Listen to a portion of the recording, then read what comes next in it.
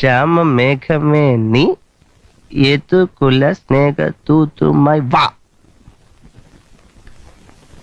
Hello, Doordarshan കേന്ദ്രല്ലേ? അതെ, എനിക്ക് ഒരു ഉപകാരം ചെയ്യണം. ഇന്ന് വൈകിട്ട് 8 മണിക്ക് TV-യിൽ ഒരു പെൺകുട്ടി ഒരു പാട്ട് പാടിയില്ലേ? ശ്യാമ മേഘമേ വാ യദുകുല. അതെ, രാധിക. ആ കുട്ടിയുടെ അഡ്രസ് ഒന്ന് വേണം. സോറി. അതെന്ത് സോറി ആശാനെ? അതെ, എനിക്ക് പിന്നെന്തിനാ അറിയിക്കാന്? അത് പ്രതികരണത്തിൽ ചോദിച്ചാൽ മതി.